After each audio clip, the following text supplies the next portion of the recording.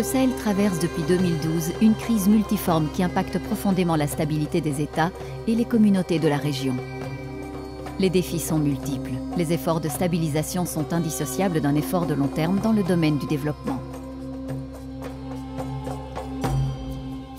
Pour relever ce double défi, les États du Sahel se sont mobilisés de façon exceptionnelle. Le G5 Sahel a été créé en 2014, suivi par la Force conjointe en 2017. Lors de la conférence internationale de haut niveau sur le Sahel, qui s'est tenue à Bruxelles le 23 février 2018, la communauté internationale a confirmé son engagement politique aux côtés des pays du Sahel, afin d'améliorer la sécurité régionale et de lutter contre le terrorisme. Sur le plan du développement, les chefs d'État du G5 Sahel ont appelé à agir de façon urgente dans les zones les plus fragiles du Sahel, afin de renforcer la résilience des populations. Les actions entreprises permettent de restaurer et renforcer les moyens d'existence des ménages, d'améliorer durablement leur production alimentaire et d'assurer la prise en charge nutritionnelle des enfants et des femmes enceintes.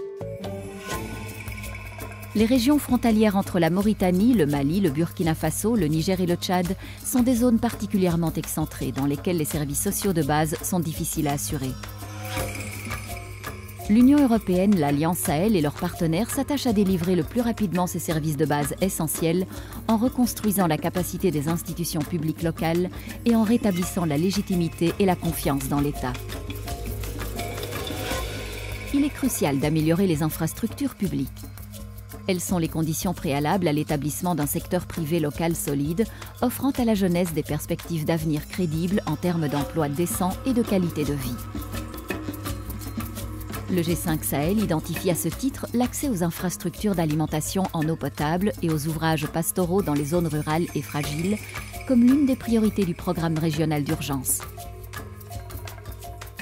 Ces infrastructures permettent en effet d'améliorer les conditions de vie des populations en réduisant les maladies et en permettant le développement de la production irriguée et un accès plus simple à l'eau des populations pastorales. La violence et les bandes terroristes organisées qui sévissent dans la région ont mené à d'importants déplacements de population. Ces mouvements de population modifient profondément les équilibres communautaires. Prévenir et réduire les conflits communautaires et améliorer les relations entre les populations et les administrations est aujourd'hui devenu une priorité pour les pays du G5 Sahel.